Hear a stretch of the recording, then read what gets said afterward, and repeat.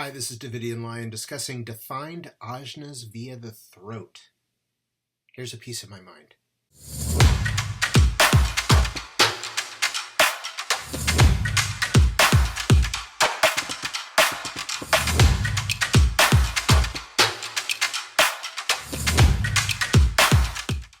Defined ajnas, particularly those with ajna to the throat, are those folks with fixed minds, transmitting verbally their opinions, insights, and/or ideas. I'm going to start with a quote. I'm an unconscious being in the sense that intellectually, the way in which I operate out of a fully unconscious mental system. The way in which I grasp things is that I have to speak them. This is the way I operate as an unconscious 4323. This is my process. As a knower, and knowing is one of the difficult things to quantify, particularly with somebody with my kind of configuration. When I have a grasp of something, I simply know that I have a grasp. I don't necessarily know even what that means that I know that I have a grasp. Honestly, I don't. It's just clear to me that I've got it, whatever it is, whatever the concept happens to be. At the same time, I also know that that is something that is the mystery of my 43rd gate, and that there's no way in which that mystery is going to be revealed to me or anybody else until it can be articulated, until it can be given its value in language. It's only then that I hear it. That was Ra Urahu, and he was talking about the 4323, and we have that channel and experience in common, and it's fully red or unconscious in both of us. It's a total trip having to surrender to speaking my mind like this, plucking my knowing or insights from the ether and not being able to show my work. Whether it's the 1762, dealing in opinions based on the recognizable logical patterns that you see, the 1156, convincing me with your experience, or the flash of insight and pure knowing that appears without warning, all of these channels are here to verbalize their mental construct when invited. So if it's the 17 or the 11 that you're rocking, both are expressing their thought process for the collective. Known as verbal gunslingers, they're known to throw down their intel, which can, when uninvited, bewilder, bore, and/or give their listeners a migraine, leading to frustration, bitterness, and anger when their words or wisdom come out of their mouths at the speed and frequency of uninteresting, droning,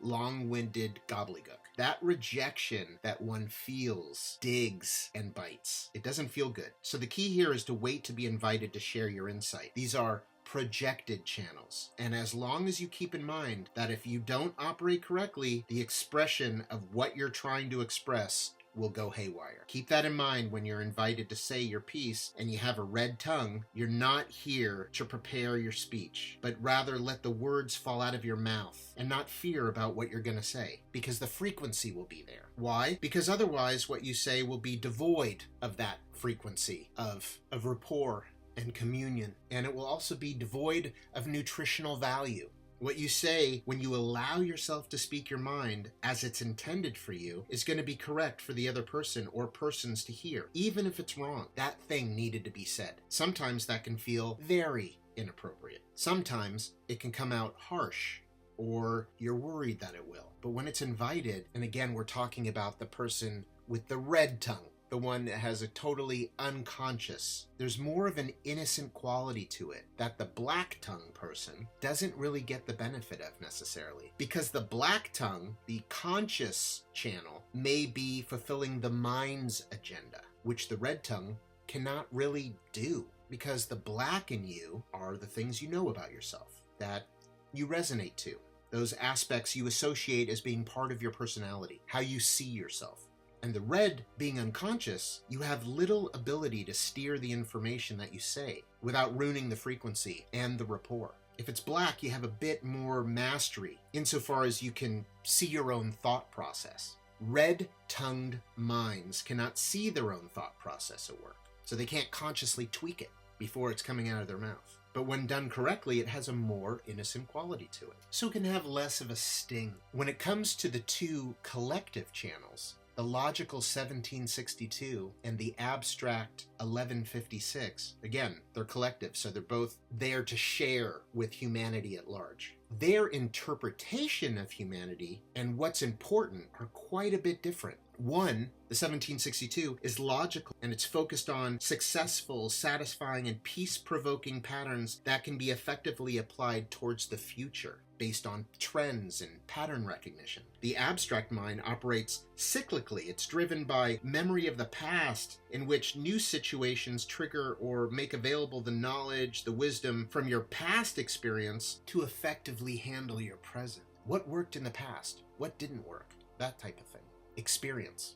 People with the collective channels are trying to get you to see what they see, be it the pattern they're seeing or the moral of the story that they're sharing, hoping you're able to visualize it. The abstract and the logical are almost two, generally speaking, mutually exclusive polar opposites of each other and how they see the world. A different value system. The individual 4323 is acoustic, nicknamed the third ear. It's not connected to the visual system, it's connected to the auditory system. It has excellent internal hearing and terrible external hearing. In fact, it's a channel of deafness, as are all the knowing stream channels. Because individuals are here to be influencers. They're not here to be influenced. Otherwise, they can't bring forth the original, mutative, novel concept that they're here to transmit. So that 4323, with its inner ear, its third ear, there can be lots of noises, hearing high-pitched tones and frequencies and such. There's no process or method that the individual can employ to arrive at their knowing. Its knowing is either there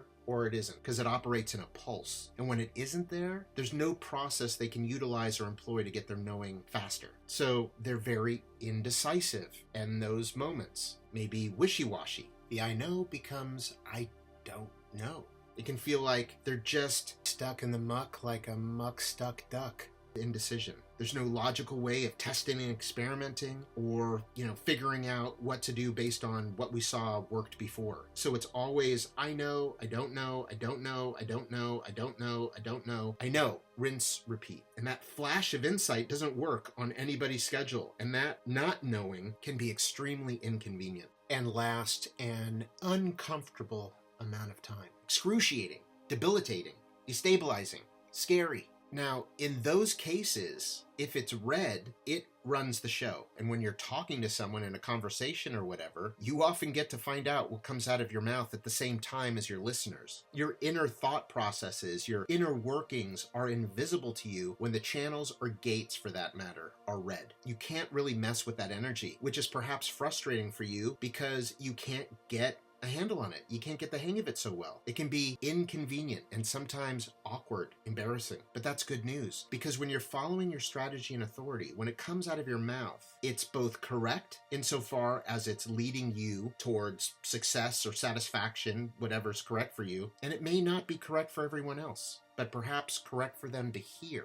When it's black, your mind can mess it up and screw you up. Because if you have any of these channels, you're literally speaking your mind. Do you feel you have a fixed way of processing information? Do you remember ever processing data differently than you are? For instance, the analogy presented to me back in the day was, let's say I was teaching a math class, and one of my students, let's say it was you, said you were having trouble understanding how to solve a particular math problem we were talking about in class. So I explain it slower, but the same general way, and you still don't get it. So I try maybe one more way to explain it that I heard discussed in some other class by a professor of mine, and you still don't get it. So at that point, I'd say, talk to this other professor, and he'll help you. Because I only have a couple of different angles or ways, at best, that I can look at a particular thing. It's a fixed perspective. And to clarify, my fixed way of looking at things does not mean I don't evolve, or that my positions on things do not evolve. They simply do not evolve involuntarily. I change my mind, rather than my mind being changed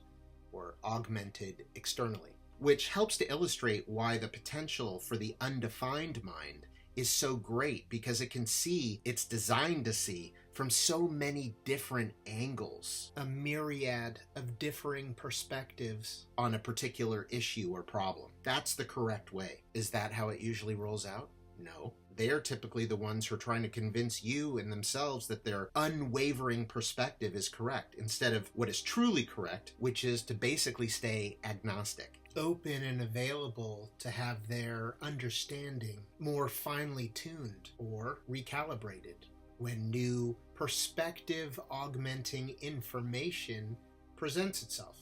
If you have mental authority, and the name mental and mental authority seems to suggest mind, regardless of whether your perspective is correct or not, coming out of your fixed defined ajna, it's vital to keep in mind that your mind is never your authority. So I just wanted to emphasize that mental authority does not mean your mind is your authority. Watch our video on mental authority to better understand the distinction I'm making there. You know, the spleen is not the only center to house our fears. The fears that come from the ajna are our anxiety, the pressures to convincingly resolve our understanding, but also the anxieties we experience in our ability or lack thereof in trying to convince others, convincingly articulating our mental model, not being able to translate the pattern, not being able to capture their interest with our stories. Ross said, it's always trying to be certain and make sure you get it. That defined ajna processes stuff in a particular way consistently. It's consistent, always trying to get its seeing or its inner hearing across, but that doesn't mean that it's always right. And these being projected channels means